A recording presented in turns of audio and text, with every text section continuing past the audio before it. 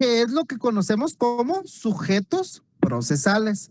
Es decir, los sujetos procesales son las personas que intervienen en los procesos. ¿Cuál es el nombre del capítulo 1? Jueces. Jueces. ¿Del capítulo 2? Secretarios. ¿Del capítulo 3? Auxiliares del juez. Excelente. Capítulo 3, entonces, auxiliares del juez. Y como vemos aquí, dentro de los auxiliares del juez están los notificadores, personal administrativo, los notarios cuando son notarios notificadores y los depositarios. Entonces, aquí en estos primeros 3 capítulos, ¿a quiénes encontramos? Al órgano jurisdiccional, ¿sí? Si nos ubicamos en el artículo 44, ¿cuál es el nombre del capítulo? Las partes. Exacto. Entonces, las partes son sujetos procesales, ¿ok? Es decir, todas las partes son sujetos procesales, pero no todos los sujetos procesales son partes. ¿Estamos de acuerdo? Y aparte tenemos al tercero procesal. Y el tercero procesal lo vamos a encontrar a partir del artículo 56. Del artículo 56. Como ya lo dije el otro día anteriormente, los terceros procesales también podemos incluir a aquellas personas que sin ser parte, ser del órgano, sin pertenecer al órgano jurisdiccional, pero tienen alguna intervención dentro del proceso, como los testigos, los peritos, depositarios, expertos, qué sé yo, ¿verdad? Todas estas personas que van a intervenir en un proceso son terceros. Sin embargo, en la próxima clase vamos a ver algo muy importante que son las famosas tercerías, que es lo que más nos interesa. Hoy vamos a hablar sobre otras, sobre el litisconsorcio y no tenemos que confundirlo con la tercería, pero eso lo vamos a aclarar más adelante. Entonces, estamos claros, ¿verdad? Que los sujetos procesales son todos aquellos que intervienen en un proceso y las partes son sujetos procesales. El órgano jurisdiccional es sujeto procesal y los terceros también son sujetos procesales, ¿ok? Dicho eso, tenemos que las partes son los sujetos procesales principales en un proceso. Son aquellos que tienen un interés directo en el resultado del juicio. Yo estaba escuchando la clase anterior del licenciado Estuardo y él les decía, miren, el testigo no tiene interés si la demanda fue con lugar o sin lugar. El perito tampoco tiene ningún interés en si la demanda fue con lugar o sin lugar. ¿A quién le interesa eso? Únicamente al actor y al demandado, nadie más. Entonces, por eso es que solo las partes son aquellas que tienen un interés directo en el resultado del juicio. En este caso tenemos al actor o demandante y al demandado. El actor es aquel que interpone la denuncia y el demandado es aquel en contra de quien se interpone la denuncia. Es decir, el actor es aquel que considera que tiene un derecho y el demandado es aquel a quien el actor considera que debe de cumplir con una obligación y que no la ha cumplido. Entonces, dentro de las partes tenemos al actor o demandante y demandado. En todo juicio únicamente van a haber 2 partes. Aclaro, eso no significa que únicamente sean 2 personas, porque cuando hablamos de parte actora, pueden ser que sean 2, 3, 4 personas o solo una, pero es la parte.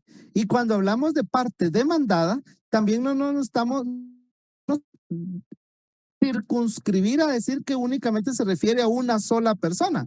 No, porque los demandados en un juicio pueden ser 3, 4, 5 personas, pero solo es una parte demandada. Aunque esa parte demandada esté conformada por más de una persona, es una sola parte. Entonces, en todo proceso únicamente hay 2 partes, el actor o demandante y demandado. Ahora, el tema principal del día de hoy, creo que es lo que más nos interesa, es hablar sobre el tema de la capacidad procesal. Y para eso, pues, de lo general para llegar a lo particular.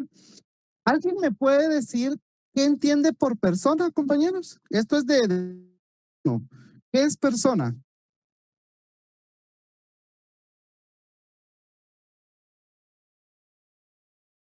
Es todo ente capaz de contraer obligaciones y tiene derechos. Exacto, muy bien. ¿Alguien más que quiera definición de lo que es persona?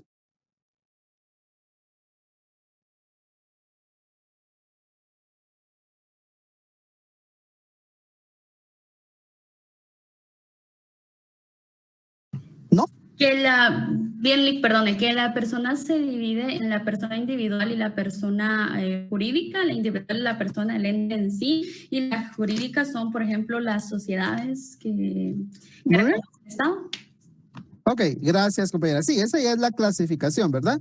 Pero definición de forma amplia, de forma general, se acepta lo que la compañera Jocelyn indicó al inicio. Persona es todo ente susceptible de adquirir derechos y contraer obligaciones. ¿Sí? Es toda persona, es todo sujeto susceptible o que puede ejercer derechos y contraer obligaciones. O es susceptible de tener derechos y también de tener obligaciones. Eso es persona, ¿verdad?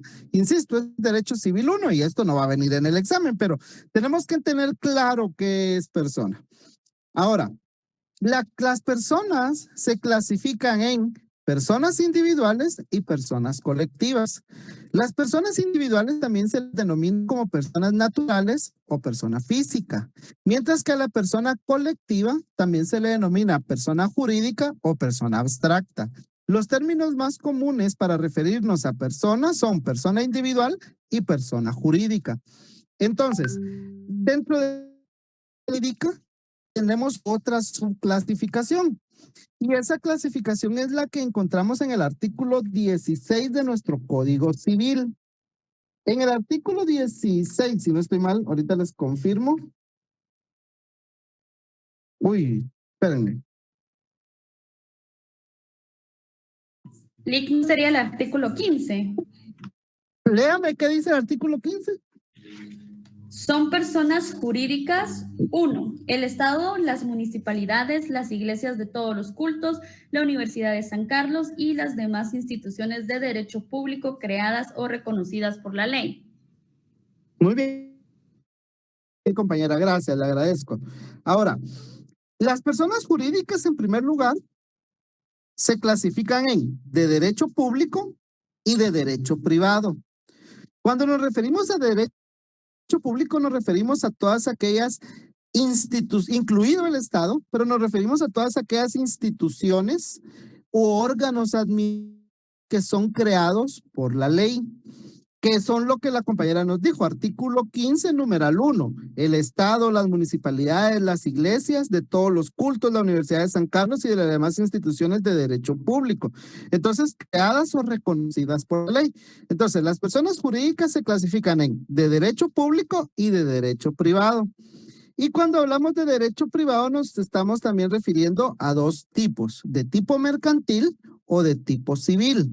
Cuando nos referimos artículo 15, compañera. Cuando nos referimos a las personas jurídicas de derecho privado de tipo mercantil, nos estamos refiriendo a las sociedades, que ustedes ya saben que está la sociedad anónima. Bueno, yo creo que todavía están empezando a ver eso en mercantil. Sociedad anónima, sociedad de comandita simple, comandita por acciones, sociedad colectiva, sociedad de emprendimiento, esas son las que ahorita me recuerdo, ¿verdad? Esas son de tipo mercantil. Y las de tipo civil son las que nos indica el numeral 2 del artículo 15. Fundaciones y demás entidades de interés público creadas o reconocidas por la ley. Las asociaciones sin finalidad de lucro.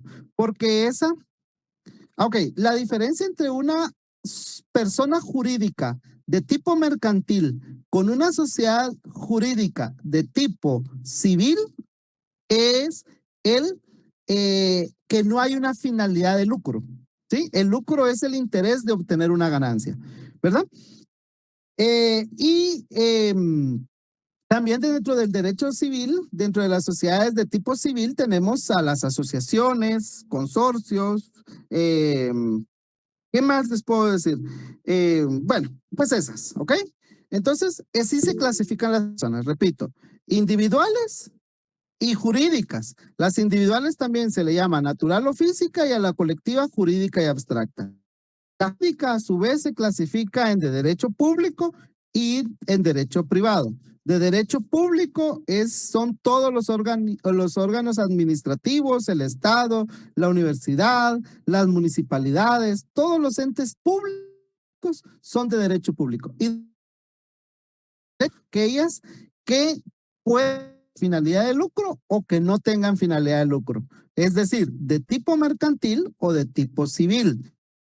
Tipo mercantil nos estamos refiriendo a las sociedades, que ya lo van a ver cuando vean mercantil. Y cuando hablamos de tipo civil, nos referimos a las asociaciones, fundaciones, todas aquellas que no tienen un interés de lucro, es decir, no tienen un interés de obtener una ganancia.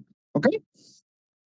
Ahora, eso solo, repito, solo es para que entremos en contexto con lo que voy a llegar más adelante, ¿verdad? Esto ya lo saben, tampoco es materia de examen, pero es importante que ustedes lo entiendan. Y van a ver por qué es importante que tengan esta clasificación y estas cosas importantes. En el examen no les va a venir y decir, enumere 5 personas jurídicas de derecho colectivo, de derecho público, perdón, o enumere 2 personas jurídicas de derecho privado de tipo mercantil. No va a venir eso, ¿verdad?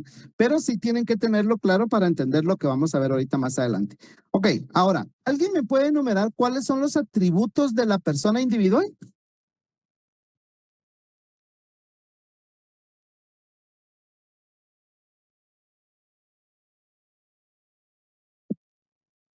Compañeros.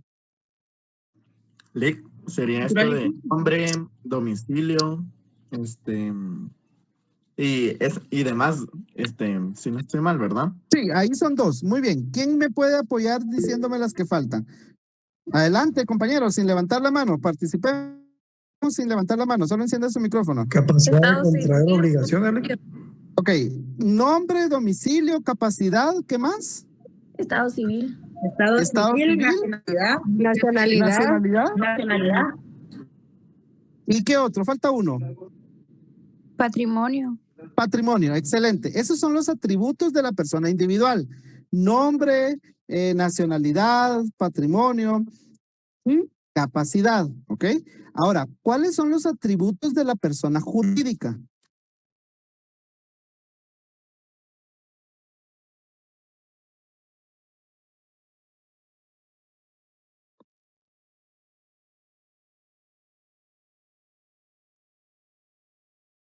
Primero sería la constitución en una escritura, ¿no? No. Licenciado, podría ser el nombre o denominación social, la capacidad jurídica y el domicilio. Exacto. Son los mismos que los atributos de la persona individual, a excepción del estado civil. Es decir, una persona jurídica tiene nombre, tiene nacionalidad, tiene capacidad, tiene patrimonio y no sé cuál es el que se me escapa por ahí, ¿verdad? Pero son los mismos, a excepción del estado civil, porque una persona jurídica no tiene estado civil, mientras que la persona individual sí tiene estado civil. Es decir, ambas personas tienen capacidad, ¿ok? ¿Estamos de acuerdo? Dentro de los atributos que tienen las personas individuales como los colectivas, ambas tienen capacidad. Ok, dicho eso, por favor, alguien que me lea el artículo 8 del Código Civil. Con gusto, licenciado. Artículo 8, capacidad. La capacidad para el ejercicio de los derechos civiles se adquiere por la mayoría de edad. Son mayores de edad los que han cumplido 18 años. Los menores que han cumplido 14 años son capaces para algunos actos determinados por la ley. Gracias, compañera. Y entonces, ¿qué entendemos por capacidad, compañeros? Bueno, si quieren, leamos el artículo 16 primero. Artículo 16. Muy bien, licenciado. Buenas noches. La persona. Perdón. Artículo 16. La persona jurídica forma una entidad civil distinta de sus miembros individuales considerados. Puede ejercer todos los derechos y contraer las obligaciones que sean necesarios para realizar sus fines y será Ahí estamos. Muy Si bien. quiere, ahí dejémoslo. Como vemos, dicho esto, ¿qué entendemos entonces por capacidad? ¿Sí? Ya vimos. Bueno, si quieren, veamos esto. Dice aquí que capacidad es la facultad, o también podemos decir que es la aptitud que tienen las personas individuales o jurídicas para ejercer derechos y contraer obligaciones. Porque, ¿qué nos dice el artículo 16? Que la persona jurídica puede ejercitar todos sus derechos y contraer obligaciones. Es decir, tiene capacidad. Una persona jurídica tiene capacidad. ¿Y qué nos dice el artículo 8? Que la capacidad, porque aquí en el artículo 8 nos referimos a las personas individuales, que la capacidad para el ejercicio de los derechos se adquiere por la mayoría de edad. Entonces, tanto las personas individuales como las personas jurídicas tienen capacidad. Ahora, ¿alguien se recuerda las clases de capacidad que hay? Capacidad de goce y de ejercicio. ¿Alguna otra más? La relativa. Muy Capacidad bien. ¿Cuál relativa. es cuál? Ok, ¿cuál es cuál? La absoluta. Dígame cuál es la de goce, qué significa de ejercicio y qué significa relativa. La capacidad de goce, licenciado, es la que se obtiene a la hora del nacimiento, o sea, derechos, y la de ejercicio es la que contraemos cuando cumplimos con la mayoría de edad. Exacto. ¿Y la relativa?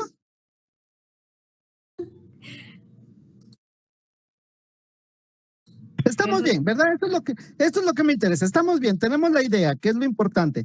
Ahora bien, hay derechos que se adquieren incluso antes del nacimiento, lo dice el artículo 1 del Código Civil. La personalidad civil comienza con el nacimiento y termina con la muerte. Sin embargo, al que está por nacer, o sea, el que se considera nacido para todo lo que le favorece, siempre que nazca en condiciones de viabilidad. Incluso antes de nacer hay ciertos derechos, ¿ok? Pero como en cuanto a las personas individuales se clasifica en capacidad de ejercicio y capacidad de goce. Capacidad de goce son los que tienen todos, tanto los mayores de edad como los más. Mientras que la capacidad de ejercicio significa poder ejercer los derechos por sí mismo. Por eso es de ejercicio, porque cuando una persona puede ejercer por sí mismo sus derechos, entonces se le llama capacidad de ejercicio, porque está ejerciendo por sí mismo. En cambio, los menores de edad no pueden ejercer por sí mismos sus derechos, necesitan a alguien que los ejerza por ellos, ¿ok? Bueno. Continuamos. Yo creo que me están siguiendo la idea, ¿verdad? Porque ya vamos a llegar a lo importante, digamos. Si hay alguna duda, me dicen.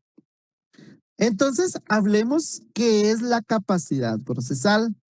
Recordemos que el derecho que tiene toda persona, en principio es un derecho humano, pero recordemos que los derechos humanos únicamente le pertenecen a las personas individuales, porque por eso es humano. Una persona jurídica no tiene derechos humanos, pero en general la acción es un derecho que tienen tanto las personas individuales como las personas jurídicas. Entonces, la acción es el derecho de poder acudir ante un órgano jurisdiccional, ¿ok? ¿Para qué? Para ejercer sus derechos o para solicitar el cumplimiento de la pretensión. Eso ya lo vimos en una clase anterior. En cuanto a las personas individuales, ya dijimos que la capacidad puede ser capacidad de ejercicio, ¿verdad? Puede ser las personas individuales, la capacidad puede ser de goce, puede ser capacidad de ejercicio. Entonces, en cuanto a las personas individuales, la capacidad procesal es igual a la capacidad de ejercicio. Es decir, que la capacidad procesal es la facultad que tiene una persona individual de ejercer su derecho de acción por sí misma. Es decir, que la capacidad procesal es cuando una persona puede ir ante un órgano jurisdiccional a solicitar la satisfacción de una pretensión. Pero esa persona únicamente puede ejercer esa facultad, únicamente puede cumplir con ese derecho si tiene capacidad de ejercicio. Y cuando la persona tiene la posibilidad de ir y presentar una demanda, entonces a eso se le denomina capacidad procesal. Es decir, capacidad procesal es a partir de los 18 años. Cuando una persona de ejercicio, cuando una persona puede ejercer por sí mismo sus derechos, dentro de sus derechos está el derecho de acción. Entonces, cuando una persona puede ejercer por sí mismo sus derechos y ejerce por sí mismo su derecho de acción, es porque tiene capacidad procesal. Si una persona no puede ejercer por sí mismo, significa que tampoco tiene capacidad procesal. ¿Qué significa eso? Que un menor de edad, en principio, ¿verdad?, no puede ir a presentar una demanda de pensión alimenticia porque su papá lo dejó y no le pasa dinero para su educación y para su comida. Un niño no lo puede hacer porque no tiene capacidad de ejercicio. El niño, claro que es titular del derecho. El niño tiene el derecho de recibir una pensión alimenticia, pero no tiene la facultad, la aptitud para poder ejercer por sí mismo sus derechos. Y entonces necesita un representante. Entonces, un niño, un menor de edad, no tiene capacidad procesal. ¿Sí? Y si un niño no tiene capacidad procesal, lo mismo sucede con los incapaces. Alguien que me lea, por favor, el artículo 9 del Código Civil. Creo, licenciado. Discapacidad. Los mayores de edad que adolecen de enfermedad mental que los priva de discernimiento deben ser declarados en estado de interdicción.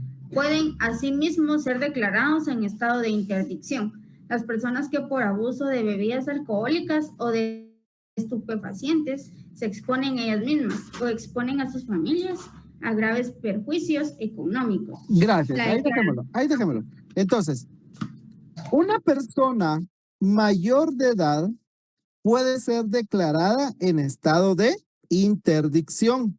Es decir, juez declara que esa persona no es capaz de ejercer sus derechos por sí mismo. Y entonces cuando hablamos de incapacidad es cuando una persona no tiene capacidad. Entonces, si una persona mayor de edad es incapaz, es porque no puede ejercer por sí mismo sus derechos. Recordemos que todos los mayores de edad ya pueden ejercer por sí mismos sus derechos. Sin embargo, hay excepciones que son los incapaces. ¿Ok? Ahora, entonces, un menor de edad y no tiene capacidad procesal.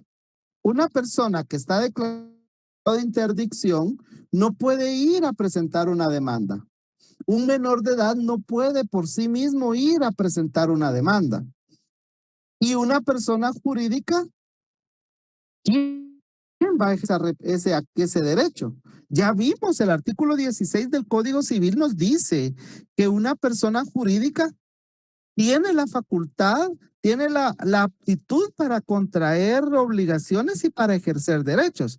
Pero la pregunta es, ¿quién de todas las personas que conforman una sociedad o que conforman una persona jurídica va a ejercer esa función de cumplir con las obligaciones de adquirir derechos? Y entonces aquí caemos a lo que se le denomina la representación. Entonces, regresemos solo para ver si quedó claro. ¿Alguien me puede decir entonces qué es la capacidad procesal, compañeros? La capacidad que tiene una persona mayor de 18 años, ¿entendí yo? ¿Para qué? Contraer situaciones jurídicas. Para iniciar un proceso, La capacidad que tiene una persona para poder llegar a un órgano jurisdiccional a exigir la satisfacción de restaurarle un derecho que sienta violentable. Exacto, ahí estamos bien. Capacidad procesal es aquella aptitud o aquella facultad que tienen las personas para poder ejercer por sí mismo su derecho de acción. ¿Y qué es la acción? Es la facultad de poder ir ante un órgano jurisdiccional. ¿Estamos de acuerdo? Entonces, yo creo que está quedando clara la idea, ¿verdad? Si no, ustedes me dicen y yo regreso, compañeros. Entonces ya dije, la capacidad procesal, adelante, Gema. Disculpe, la capacidad es la aptitud que tiene la persona de ejercer por sí mismo. El derecho de acción o su derecho de acción, porque sí. recordemos que la acción es un derecho. Lo vimos, artículo 29 de la Constitución. ¿Ok? Ok, Entonces, gracias. Muy bien. Daniel, adelante. Lick, tal vez el mejor ejemplo es, por ejemplo, el derecho de ir al RENAP. Cuando una persona cumple 18 años, ya puede por sí mismo ir a sacar sus documentos. No sé, ¿estoy bien ahí? Sí, pudiera ser. Sí, está bien. Sí, está bien.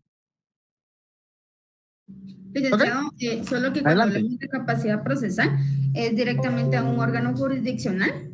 Exacto. Muy bien. Exacto. Recordemos que la acción, el derecho de acción es amplio. Recordemos que el artículo 29 constitucional nos dice ir a tribunales, pero también a oficinas y dependencias. Entonces, ¿esto le digo al compañero? Sí, ¿verdad? Pero exactamente, cuando hablamos de capacidad procesal nos referimos a esa posibilidad de poder acudir ante un órgano a presentar una demanda. O bien de poder ser demandado. Ya lo vamos a ver, ¿ok? Pero creo que sí me están siguiendo con la idea, ¿verdad? Yo me da pena ir un poco rápido, pero si no voy rápido, también no hay modo.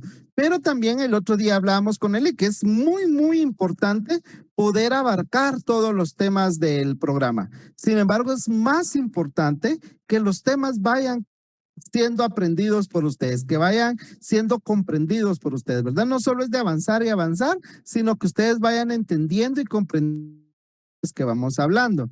Pero tampoco se trata de ir a paso de tortuga, ¿verdad? Sino que ir avanzando lo más que se pueda.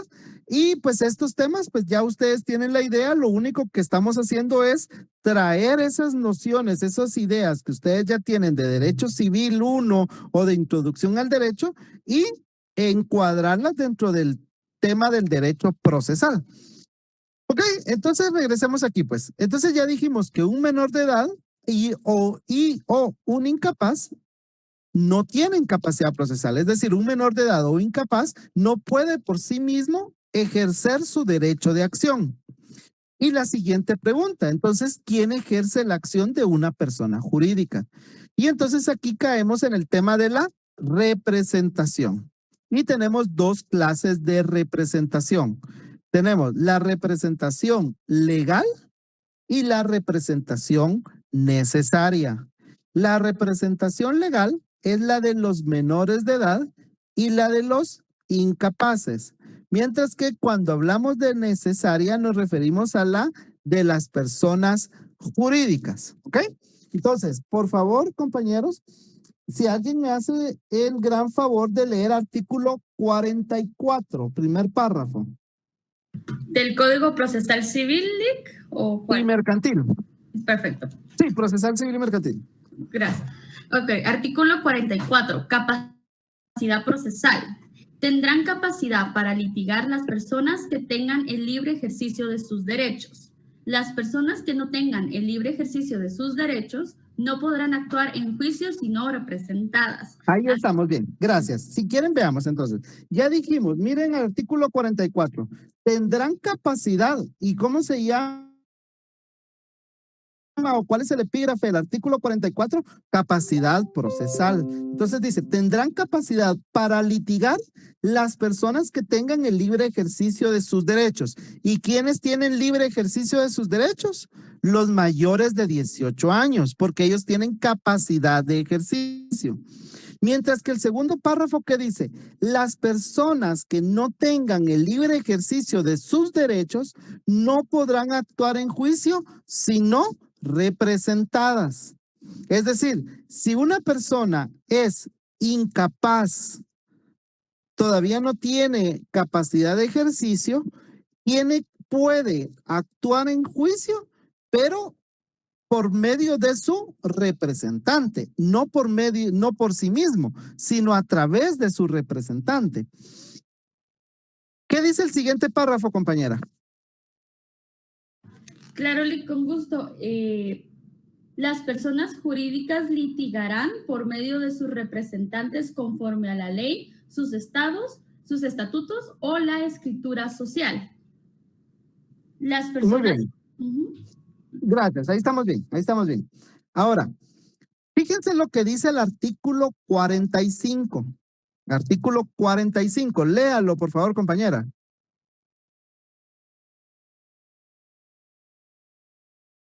Claro, con gusto. Artículo 45. Justificación de la personería. Los representantes deberán justificar su personería en la primera gestión que realicen, acompañando el título de su representación. No se admitirán en los tribunales credencial de representación que no estén debidamente registradas en la oficina respectiva. Excelente, gracias. Entonces, como vemos, dice que en la primera gestión se debe de acreditar la representación que se ejercita. O sea, en el primer memorial, en el primer escrito o en la demanda que se presente en el juzgado, se tiene que acreditar que yo estoy actuando en representación de alguien más. Sí, porque si no después me pueden decir, mire, usted no puede actuar, usted no es el titular del derecho.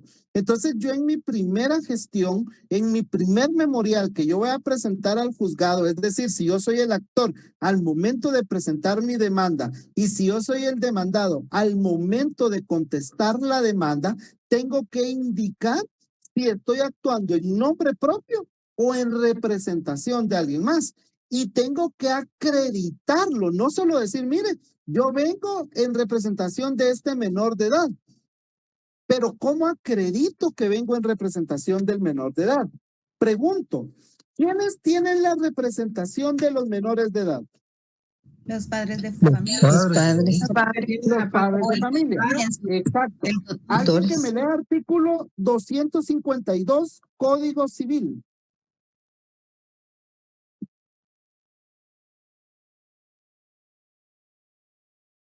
$252 Código Civil.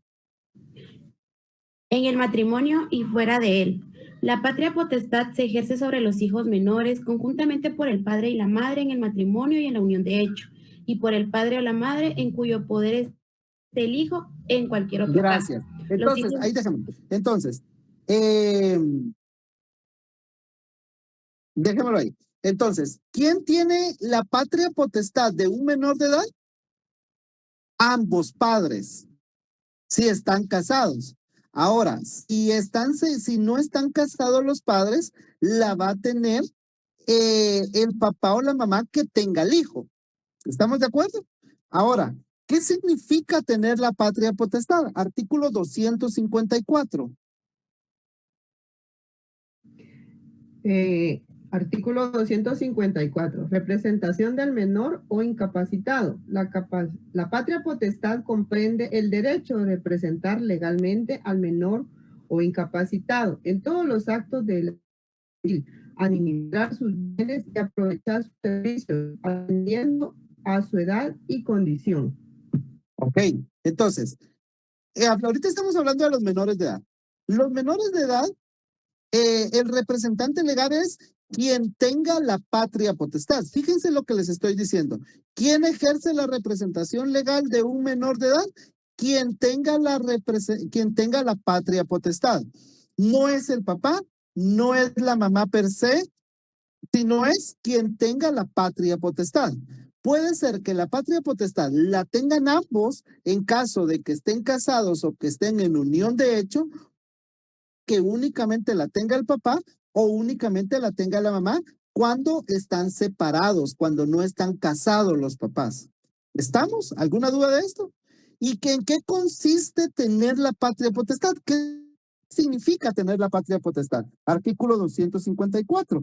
Comprende el derecho de representar legalmente al menor. ¿Ok? Ahora, ¿qué pasa cuando no hay papá o mamá? ¿Alguien me puede decir? ¿Quién va a ejercer? Un ¿Perdón? tutor legal. Por Los abuelos. Maternos. Los abuelos. Sí. Un tutor legal. Ok, ¿quién da más? Sería PGN, ¿no? Artículo 293. Léalo. Artículo 293. Casos en que procede el menor de edad que no se halle bajo la patria potestad a tutela para el cuidado de su persona y de sus bienes. También quedará sujeto a tutela aunque fuere mayor de edad. Ahí dejémoslo. Solo permítanme un segundo, compañeros, permítanme.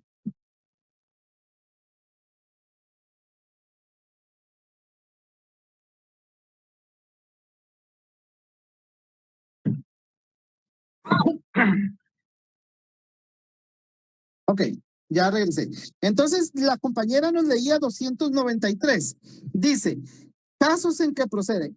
Fíjense, el artículo, regresemos, el artículo, porque esto es importante, compañeros, aunque ustedes no lo crean, es muy importante que tengamos claro esto. Dice, patria potestad. La patria potestad la ejerce el padre y la madre. No dice los abuelos, no dice los tíos, no dice nadie más. Dice el padre o la madre tiene la patria potestad. ¿Y qué dice el 293? El menor de edad que no se halle bajo la patria potestad, o sea, que no esté con su papá o con su mamá, quedará sujeto a la tutela. O sea, no es que los abuelos, no. O sea, legalmente no. En la práctica sí. Por ejemplo, caso ese ejemplo, yo no me crié con mi mamá ni con mi papá, me crió mi abuelita. ¿Quién ejercía? ¿Quién me iba a inscribir a la escuela? ¿Quién estaba pendiente de mí? ¿A quién llamaban para decirle que me porté mal? A mi abuelita. ¿Quién era mi representante? Mi abuelita, ¿sí? Pero si yo hubiera tenido necesidad de presentar una demanda, mi abuelita en principio no hubiera podido haber actuado, porque no tenía una representación legal sobre él. Me llega, ¿ok? Entonces, mi abuelita no tenía una representación legal sobre mí. El padre de la madre que tenga la patria potestad, y si falta el padre o la madre, la va a tener el tutor. 293. El menor de edad que no se halle bajo la patria potestad quedará sujeto a la tutela para el cuidado de su persona y de sus bienes. ¿Sí? Ahora,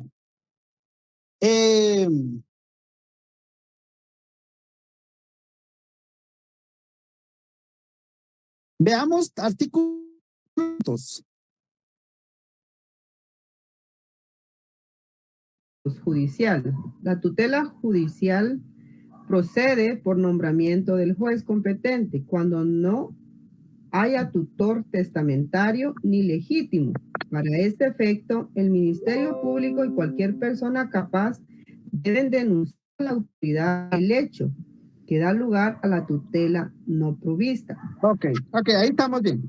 Es decir, que si no hay un tutor nombrado, el juez puede nombrar a un tutor judicial, ¿sí? El juez lo puede nombrar. Pero solo si no hay un tutor nombrado o si no hay patria potestad que se ejerza sobre el menor de edad. Ahora, pregunto, ¿cómo demuestro yo que soy el papá o la mamá de un niño?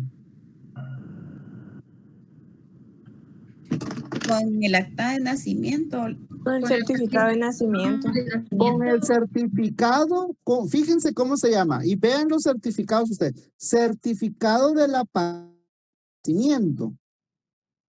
Entonces, cuando usted presenta en su calidad de madre, presenta o en calidad de padre, presenta una demanda por su hijo, por ejemplo, de pensión, actúo en representación, actúo en mi calidad de progenitora del niño tal y tal y tal y tal, lo cual acredito con el certificado de nacimiento de la partida de nacimiento extendida por el Registro Nacional de las Personas de la República de Guatemala. ¿Por qué? Porque el artículo 45 nos dice que en la primera gestión se debe de acreditar la representación que se ejercita. ¿Sí? Si es un tutor, también dice, yo actúo en mi calidad de tutor del menor de edad, tal y tal y tal, lo cual acredito con tal y tal cuestión. Ya ustedes pues leen y ven cómo se determina la tutela, porque la tutela hay varias clases de tutela, puede ser testamentaria, hay muchas cosas, ¿verdad? ¿Estamos de acuerdo entonces? Los menores de edad, la representación legal la tienen en primer lugar quien ejerza la patria potestad. Puede ser el padre, puede ser la madre, pueden ser los dos, pueden ser solo uno de ellos. Si no hay papá, no hay mamá, será el tutor. Si hay conflicto entre los padres, entonces se nombra un tutor especial. Artículo 268, ¿alguien que lo lea?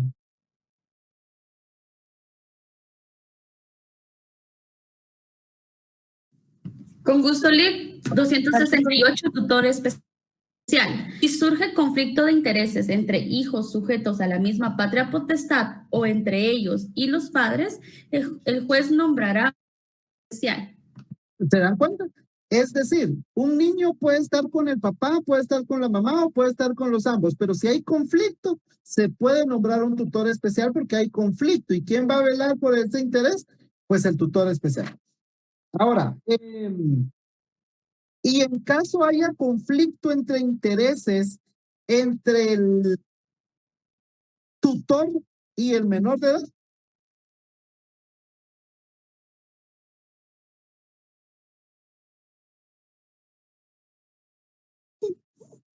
Yo tengo relacionado ese artículo con el artículo 306, tutores específicos. dígame. Artículo 306, tutores específicos. Cuando hubiere conflicto de intereses entre varios pupilos sujetos a una misma tutela, el juez le nombrará tutores específicos. Ok. No. Fíjense lo que ahí dice. Y sí tiene, pero no. En realidad es el protutor. Si hay conflicto entre el tutor y el pupilo, será el protutor quien ejerza la representación. ¿El que dijo, licenciado, disculpe? Protutor, 304. Licenciado, yo tengo el 298 y el 299. 298 y 299.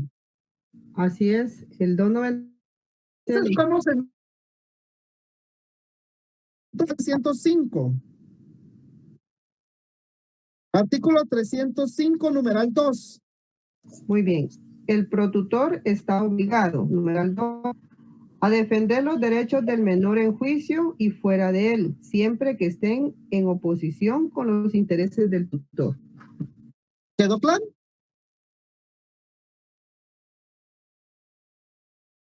Ok, creo que sí. Pues si no me dicen no, entiendo que sí. ¿Ok? Licenciado, disculpe, cuando se nombra, en este caso, la tutela, de acuerdo al artículo 293, entonces, directamente el protutor está obligado a, y estos numerales. Sí, o sea, hay un tutor y un protutor. El protutor va a ver que el tutor cumpla con sus funciones. Y cuando haya conflicto entre el tutor y su pupilo, quien tiene que actuar en representación del pupilo es el protutor.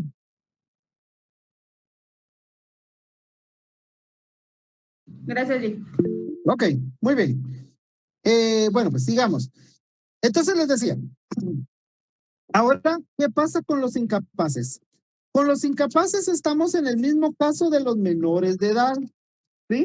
Estamos en lo mismo que los menores de edad. ¿Sí? Ahora, veamos.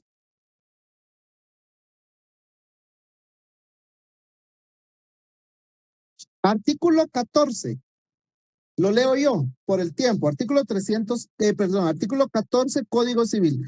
Los incapaces pueden ejercitar sus derechos y contraer obligaciones por medio de sus representantes legales. ¿Sí?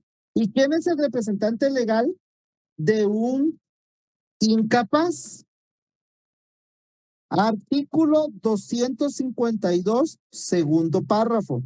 Los hijos mayores de edad permanecerán bajo la patria potestad solamente que hayan sido declarados en estado de interdicción. Entonces, un incapaz, su representante legal es sus padres. ¿Cuál de los dos? Quien tenga la patria potestad. Y si no, entonces caemos a lo mismo. Si no hay padre o madre que ejerza la patria potestad sobre ese niño, entonces hay que nombrar a un tutor. ¿Estamos? Y volvemos a lo mismo. Y en caso haya conflicto entre los intereses del incapaz y el tutor, entra el protutor.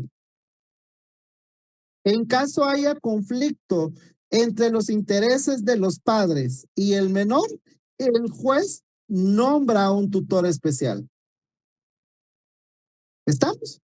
Ahora, ¿qué pasa con las personas jurídicas? Cuando hablamos de la representación necesaria, las personas jurídicas.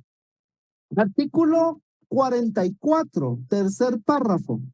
Las personas jurídicas. Artículo, repito, 44, tercer párrafo. Las personas jurídicas litigarán por medio de sus representantes, conforme a la ley, sus estatutos o la escritura legal o la escritura social. Entonces, recordemos que una sociedad puede ser una sociedad civil tipo mercantil, pero de conformidad con la ley, una sociedad es un contrato. ¿Se recuerdan que la sociedad es un contrato? Y me pueden decir por qué la sociedad es un contrato solemne. Por razón Porque se debe celebrar en... ¿Va en escritura pública, Lick? Porque para que sea válido, tiene que constar en escritura pública.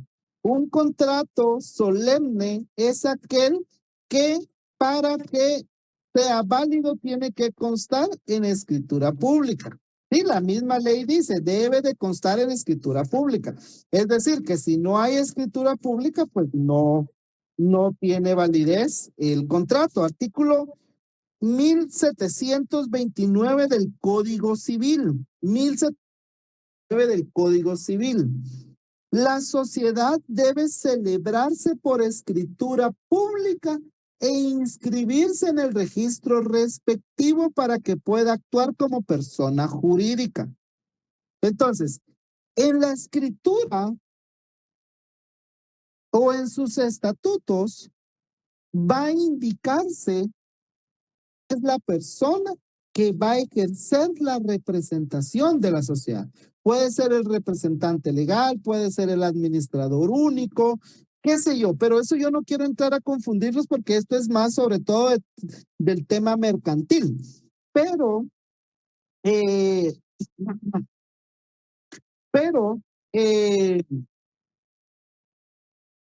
sí, en la escritura pública de creación en principio, ¿verdad? En principio, en la escritura pública donde se celebra el contrato de sociedad y se crea la sociedad, ahí se va a indicar quién es la persona que va a actuar en representación de esa sociedad. ¿Estamos? Generalmente hay un representante legal y así se inscribe en el registro mercantil. Entonces, cuando la sociedad quiere presentar una demanda, por ejemplo, un banco quiere presentar una demanda porque usted no le pagó el crédito que el banco le dio, el banco a través de su representante legal lo va a demandar. Y entonces, cuando el representante legal del banco presente la demanda, en ese momento tiene que presentar, generalmente presentan las dos cosas, testimonio de la escritura del acta notarial de nombramiento como representante legal y también presentan la constancia de inscripción en el registro mercantil como representante. 45 es claro, en la primera gestión se debe de acreditar si yo estoy actuando como representante. Es decir, al decir debo de acreditar, es decir, debo de presentar el documento en el cual yo demuestro que soy el representante. Si soy representante legal de un menor o de un incapaz, o si soy el representante necesario porque se trata de una persona jurídica. ¿Ok? ¿Alguna duda? No. Ahora, Párrafo número 4 del artículo 44. Las uniones, asociaciones o comités, cuando no tengan personalidad jurídica, pueden ser demandadas por sus presidentes, directores o personas que públicamente actúen en nombre de ellos. ¿Qué significa eso? Por ejemplo, yo les digo, miren compañeros, ya se viene Semana Santa. Entonces, seguimos en el 44, compañeros. Entonces, yo les digo, compañeros, como ya viene Semana Santa, nos vamos a ir al puerto. ¿Y saben qué? Hagamos un grupo que vamos a hacer actividades para conseguir dinero para podernos irnos al puerto todos. ¿Ok? Y entonces, 20 de ustedes dicen, está bueno, hagamos un grupo y hagamos actividades y juntamos dinero. Y nosotros decimos, bueno, ¿quién va a ser el presidente de este grupo? ¿Quién va a ser el líder de este grupo? Y ustedes dicen, va, usted, Lick. Entonces yo voy a ser el presidente de este grupo, voy a ser la persona que públicamente voy a actuar en nombre de usted. Entonces yo vengo y voy con el decano y le digo, mire, señor decano, fíjese que hay un grupo de la sección I, jornada nocturna del 7º semestre, que nos organizamos para juntar fondos e irnos al puerto. Y queremos que nos dé autorización para limpiar carros, para lavar carros en el parqueo. Está bueno, nos dice. Y de ahí vamos con el rector y le decimos, mire, señor rector, fíjese que hay un grupo y yo soy el representante de este grupo y quiero que nos autorice. Pero resulta que nuestro grupo viene y